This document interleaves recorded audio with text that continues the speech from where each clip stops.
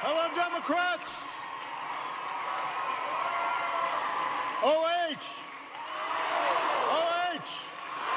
OH. Oh, it is good to see you all. Thank you. I'm just warming you up because I know the Buckeyes have a big showdown in Wisconsin on Saturday night. Thank you so much, everybody. Please have a seat. I'm going to talk to you for a while now. Tonight, we're here to talk about the showdown that's happening right here in Ohio over the next few weeks. And of course, it would not be an Ohio Democratic Party state dinner without your former governor and your next United States Senator, Ted Strickland. Love this man.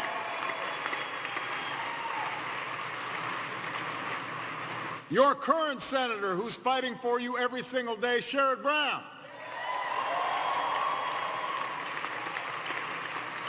A couple of your outstanding members of Congress, Joyce Beatty and Tim Ryan. I know the Ohio Democratic Party has been preparing for this election. You know, a strong party depends on great public servants being elected at the local level, in the school boards, and the city councils, and the mayor's office. And your field operation has helped us win important races from Akron to Toledo, from Chillicothe to Warren. And through the spring, even as we Democrats had a hard-fought primary, you kept signing up thousands of volunteers, registering thousands of voters, organizing on campuses all across the state. You're already looking to the fall campaign. So we are going to benefit big time from the infrastructure that you've already got in place. So I just want to say thank you for giving us the edge that we need. Thanks for organizing. Thanks for mobilizing. Thanks for not getting tired. Thanks for still being fired up and still being ready to go. Because right now is when the fruits of all that labor are going to start paying off. It is game time. Kickoff was yesterday. Early voting started yesterday. The game does not start on November 8th. The game ends on November 8th. So everybody here, enjoy your dinner.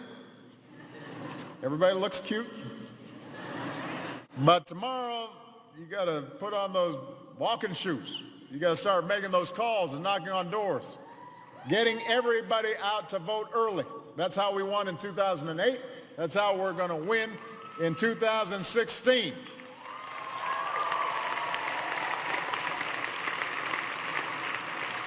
Because let's face it, Ohio is always close. I don't know what it is about you guys. Just making me stressed. I've always got to watch the TV. What's going to happen in Ohio? I mean, I pretty much parked here in the final days of both of my campaigns.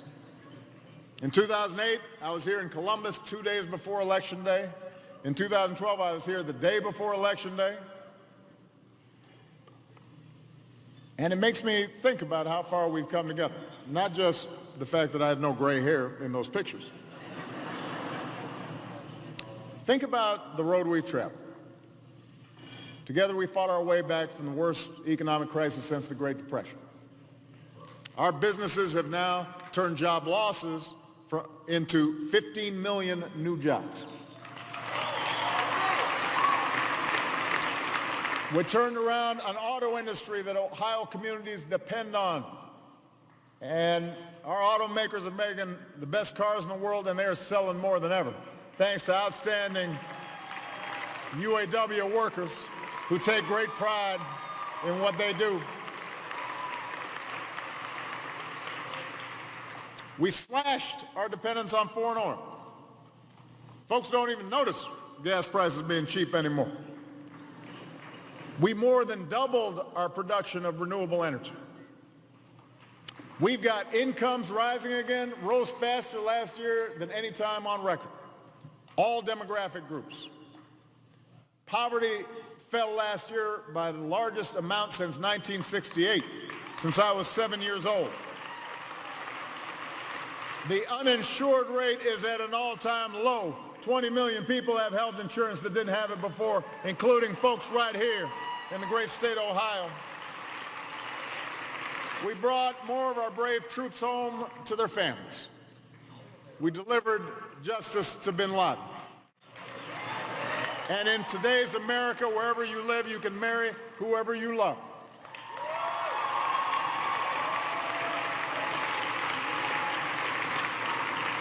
We've been busy. We brought about change that's made a difference in the lives of people all across this country. There's almost no economic measure by which we are not substantially better off today than we were when I came into office.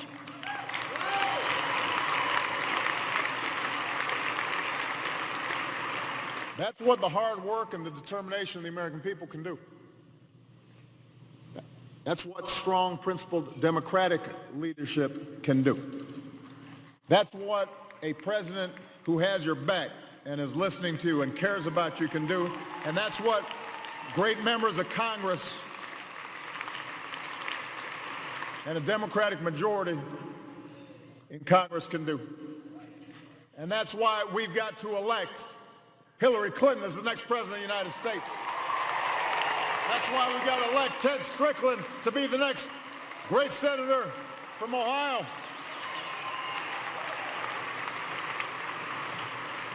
I will not be on the ballot, but everything we've done is going to be on the ballot. Oh, Lord, what's going on now? Who's hollering? I can't even see you. Well, it's great to see you, but I've got all these folks I got to talk to. Maybe you can give me a note. Write me a letter. All right? Okay, I got you. Okay, thank you. I can't hear you that well. I promise you this will go better if you talk to one of my staff up there. I got you, okay, all right. Thank you. Okay, I've heard you. Let me now talk to everybody else. Thank you. I love you. All right. Thank you. Thank you. Thank you. I mean, I'm getting old, so I can't hear that well. I can't see that good. I got you. Where was I? All right. So, look, I'm not going to be on the ballot, but all the progress that we've made, all that stuff goes out the window if we don't work as hard as we can to win this election. And I've seen what hard work looks like here in Ohio. I've seen it. I've benefited from it. I got elected by it. And now Hillary and Ted and every Democrat up and down the ballot's got to do the same. Yeah, I know that folks say this every 4 years. But this time it's really true. I cannot think of a more important election in our lifetimes. Because the choice between candidates has never been this stark. It's a choice between somebody who is as qualified as has ever been to run for this office, somebody who's over and over proven that they know how to lead and know how to work and understand the issues that working families are facing. That's on the one hand. And then on the other hand, you've got somebody who each and every day, every time he talks, proves himself unfit and unqualified for this office.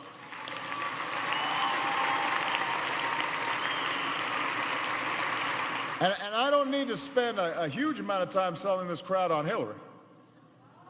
If you want to hear the best case for Hillary Clinton, if you want to hear the very real stakes in this election, I would advise you to link up to Michelle's speech from earlier today in New Hampshire.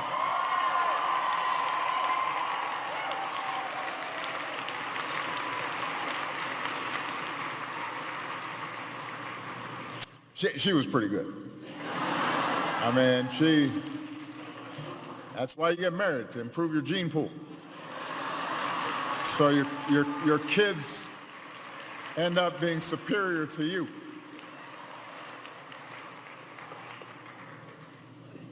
So I don't need to sell you on Hillary, and I don't need to sell you on Ted. You guys know her, know him, have seen the track record that they have put together. But I'm going to go ahead and say some nice things about Ted anyway, because he's here. Yeah, I could not be prouder to call Ted a friend. He was a great congressman for the people of Southeast Ohio. He was a great governor for everybody in Ohio. He was a great campaign co-chair for me in 2012. And there's a reason that Ted's always put working families first. Because in those families, he sees his own families. He knows what it's like to struggle. He knows their hopes and their dreams. He's the son of a steel worker. He's the first in his family to go to college. He's a minister who doesn't just talk the talk, but lives out his faith, and a public servant who puts his values into action. So when he was in Congress, he fought to pass the Children's Health Insurance Program, working alongside Hillary, something that still helps millions of children today. As governor, he froze public college tuition, made it free for Ohio veterans, which helped more young people succeed. And even though he took office as your governor about a year before the recession hit, by the time he left, Ohio was the 5th fastest growing economy in America. Ted delivered, and when it mattered most, he had your back. So on issue after issue, Ohio voters have a clear choice in this election between somebody who sides with Ohio's working families and somebody who sides with the special interests who want to block all of our progress. So if you care about workers' rights, then the choice is pretty clear. Ted believes we should protect overtime pay so folks get paid what they've earned, that workers should have the right to bargain for better pay and better benefits. His opponent helped strip overtime from 6 million workers, backed a bill that would make it harder for workers to organize. If you care about higher wages, the choice should be pretty simple. Ted believes that in 2016, women should get equal pay for equal work. His opponents voted against equal pay 5 times. When it comes to the minimum wage, in 2015, I told members of Congress if they truly believed they could work full-time and support a family on less than $15,000 a year, they should try it. And if not, they should vote to give America a raise. Ted actually tried it for a full week. He actually did it. Walked in a minimum wage worker's shoes. Understood how hard it was. Understood the reality of a single mom who's working full-time and at the end of the day still doesn't have enough to keep a roof over her child's head or make sure that they get a good meal. That's why Ted keeps fighting to raise the minimum wage.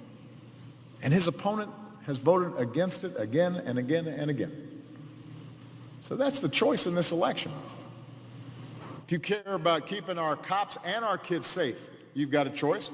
Ted Strickland supports common sense gun safety measures like background checks, keeping assault weapons out of the hands of terrorists. Shouldn't be controversial. His opponent blocked background checks and opposed a bill to stop people on the terror watch list from buying a gun. That's why, as of last month, the NRA has spent more money against Ted Strickland than on all the other House and Senate races combined. Think about that. If you care about our justice system and our most fundamental rights, then you got a choice. Ted thinks we should have a full Supreme Court. That didn't used to be a controversial position. Apparently it is now. His opponent has helped to deny a simple yes or no vote to somebody who almost everybody agrees may be the most highly qualified nominee in history. Why? Does he think President Trump should fill the seat with somebody instead? Does he have confidence that that would go well?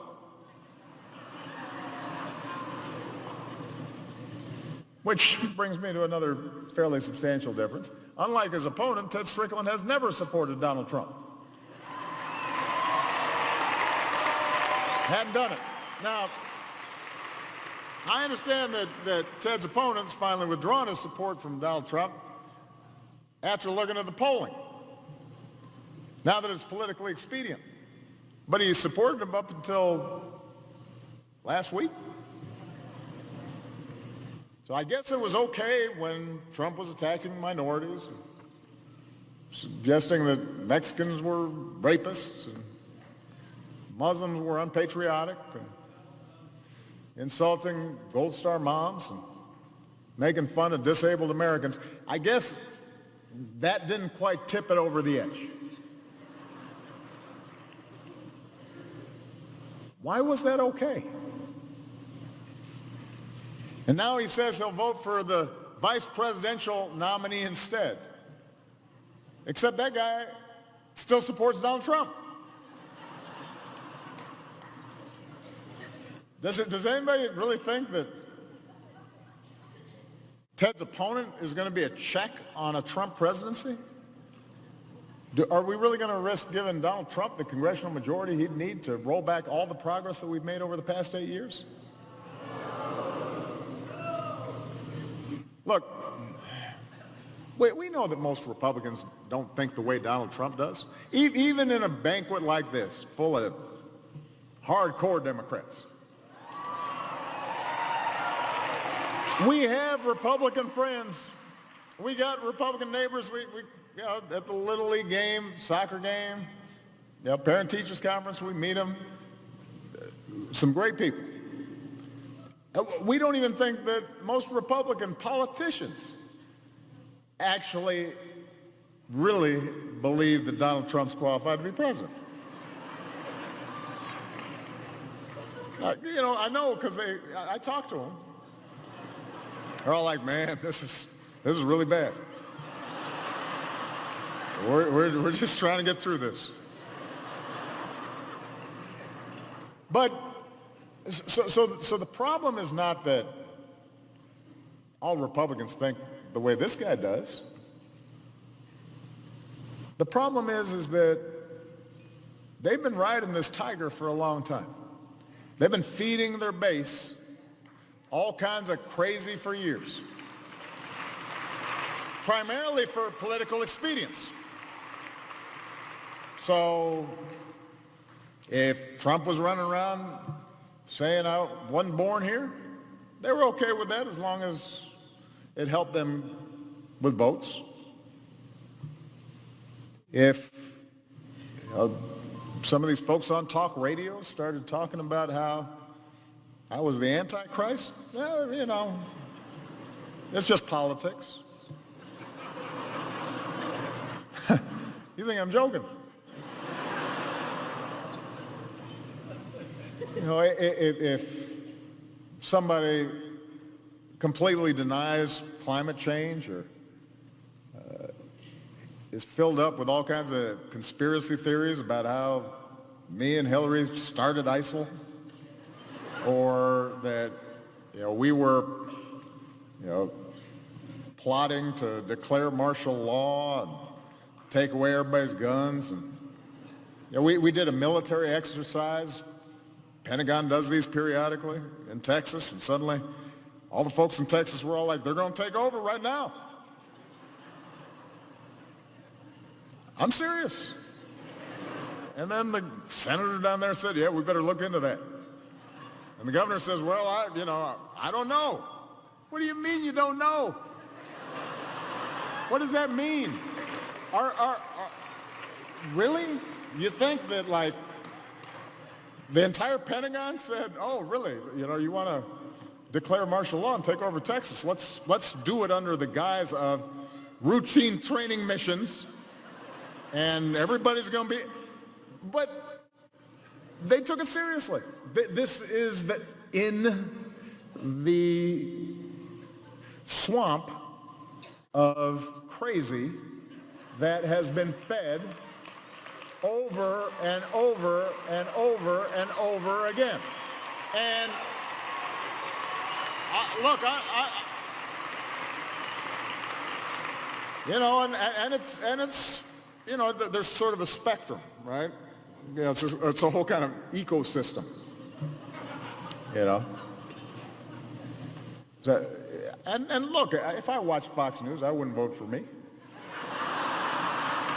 I understand. If I was listening to Rush Limbaugh, I'd say, man, this is terrible.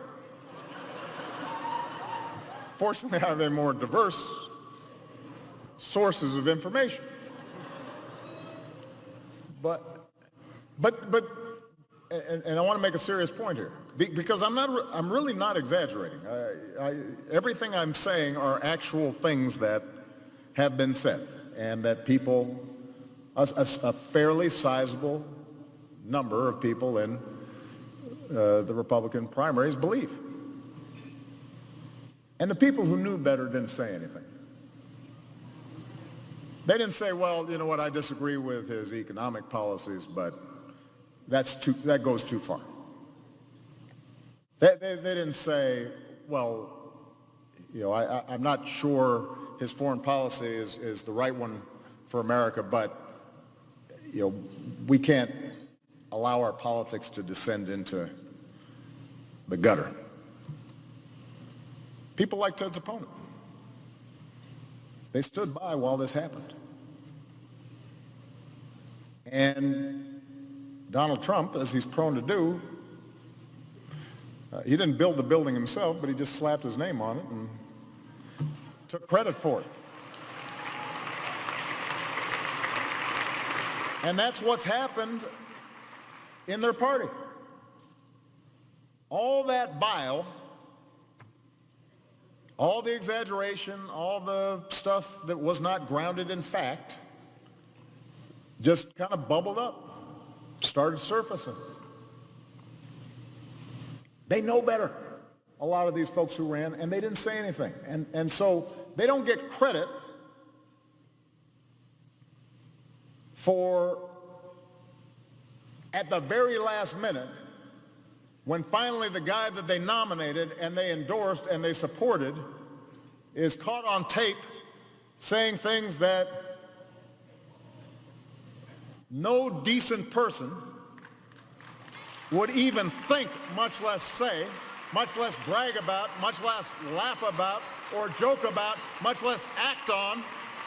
You can't wait until that finally happens and then say, oh, that's too much, that's enough, and think that somehow you are showing any kind of leadership and deserve to be elected to the United States Senate. You don't get points for that.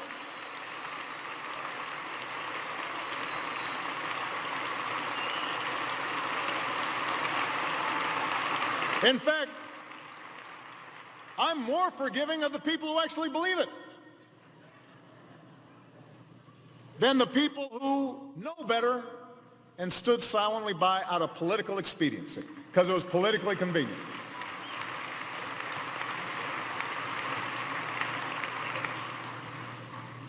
And if your only organizing principle has been to block progress and block what we've tried to do to help the American people every step of the way, so you're not even consistent anymore.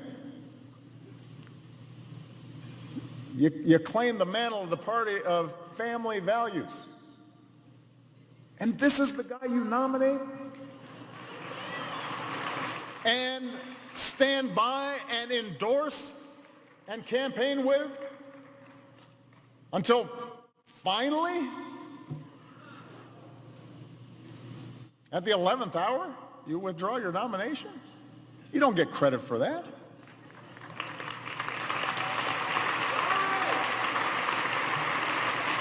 You're the party that is tough on foreign policy and opposes Russia, and then you nominate this guy? whose role model is Vladimir Putin, the former head of the KGB? I'm sorry, what happened?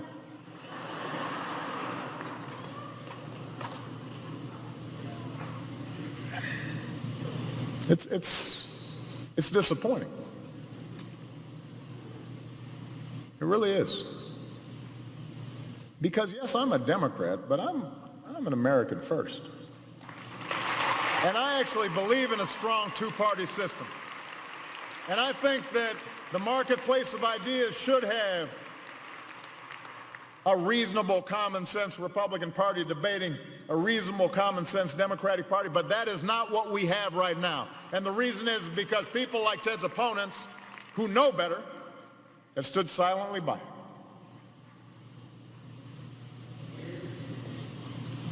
They've been trying to block everything we've tried to do to help working folks for years now. Even here in the state of Ohio, they opposed us trying to save the auto industry upon which hundreds of thousands of jobs depend. And then when it works out pretty good, you're taking credit for it. Man, look at this economy, it's gone great. Yeah. But you sure didn't help. It wasn't because of your policies. That's not why Ohio grew. That's not why folks got back to work. So the point is, if your only agenda is either negative's a euphemism, crazy, based on lies, based on hoaxes, this is the nominee you get. You make him possible. Now they're shocked. It's like, remember that movie in Casablanca? The guy walks in, shocked that there's gambling in this establishment. Young people may not understand that reference. Go back, watch Casablanca. Great movie, Humphrey Bogart.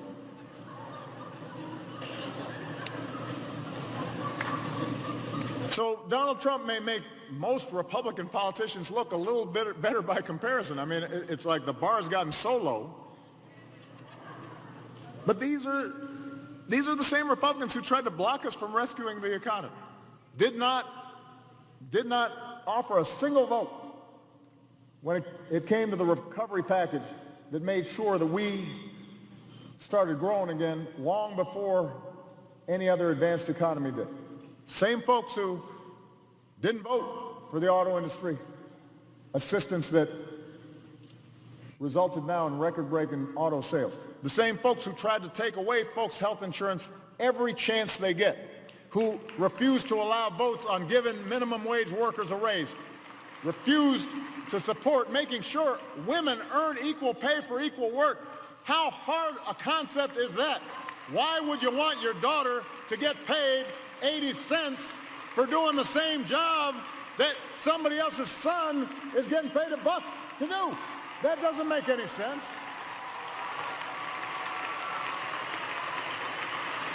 So don't act like this started with Donald Trump. I mean, he did take it to a whole new level. I got to give him credit. But he didn't come out of nowhere. And that's why we've got to win this election at every level. That's where you come in, Democrats. That's where your work will make a difference. That's where all the volunteer recruitment and the voter registration and the campus organizing comes into play. Because when Democrats have everybody on the field, we can't lose. And the other side knows that. That's why they're always trying to make it harder for folks to vote. Which, by the way, that's a big difference between our parties. We're the only advanced democracy that has one party's central principle being, let's make it harder to vote. Doesn't happen other places. We don't think more voices participating in our democracy makes us weaker. Just like we don't try to divide people by race or faith or orientation or gender. We believe we're stronger together, not divided. And if we keep speaking to America's hopes over their fears, and if we inspire them rather than divide them, if we have concrete plans to respond to the very real challenges that folks face with the same sense of urgency and compassion and empathy that we feel in our own families, in our own communities, if we care about every kid the same way we want this country to care about our kids, then we'll win in November. I know that, at times this has been a deeply dispiriting election year. And as I think back to 2008 or even 2012, and the sense of energy and hope that we felt,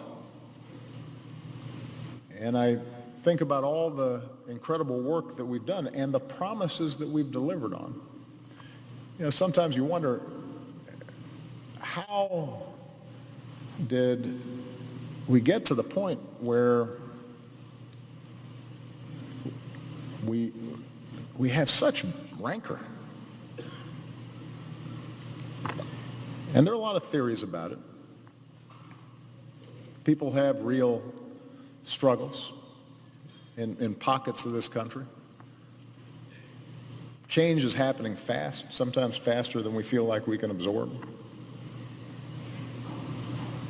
There's a constant stream of information coming at us, and so much of what attracts attention is the bad news instead of all the incredible things that are taking place in every corner of this great land.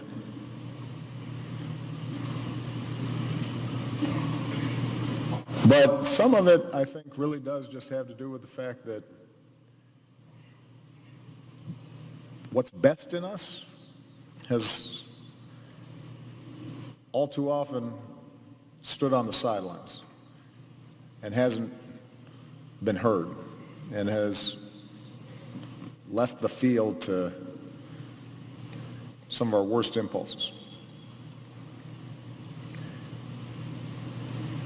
So I want all of you to understand that when I reflect back on these 8 years and I think about all the places I've been, all 50 states, towns and hamlets and big cities, suburbs and metropolises, and met people from all walks of life on the factory floor, in classrooms. There's so much goodness in this country. There's so much decency in this country. There's so much hard work going on in this country. There's so much ingenuity going on in this country. There's so much optimism in people's day-to-day lives and so much resilience. And we've just got to give expression to that. We have to reflect our best selves. And that means even during political campaigns. We've got to show our kids the values that we want to pass on to them. And you know what? The Democratic Party is not perfect. I can say that even in a Democratic Party dinner. We have our own blind spots and we have our own disagreements. We have interest groups that oftentimes are understandably thinking about their narrow slice of the issue, and sometimes we contribute to sort of the lack of civility in our politics. We don't always check ourselves. There are times where we're not consistent in what we expect from our own leadership versus others. the times where we ignore inconvenient truths ourselves. But what I'm really proud about, what I continue to fundamentally believe, is that at its core, the Democratic Party believes that everybody counts. The Democratic Party believes in ordinary working people being able, if they're working hard, to get ahead. The Democratic Party believes that we got to leave a country and a planet that's better than the one we inherited for the next generation. The Democratic Party believes that everybody has dignity and everybody has respect and everybody is worthy of consideration. And the Democratic Party believes that we're all in this together.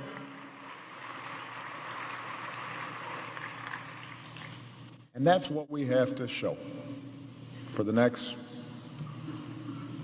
little less than 30 days. That's what we have to fight for. This isn't just about winning elections. It's also about affirming this democracy and affirming the basic idea that people who love their country can change it. That the most important office in this country is the office of citizen. That ordinary people, when they get together, can transform this nation and can solve any problem and can overcome any obstacle and can heal any division. If you believe that, if you don't just go through the motions this time, but if you really dig deep and think about what's best in us and what are we fighting for, and how do we give expression to that? If you believe that, I guarantee you, we will not just elect Ted Strickland as the next senator from Ohio. We will not just elect Hillary Clinton to be the next president of the United States, but we will secure a brighter future for the greatest nation on earth. And I'm going to be right there with you as a citizen of these United States. I'm going to work hard, and I'm going to organize, and I'm going to mobilize, and I'm going to make some phone calls, and I'm going to knock on some doors. And I want you along there with me, because we got to keep this thing going, because the journey's not done yet, because I'm still fired up, and I'm still ready to go. Thank you all.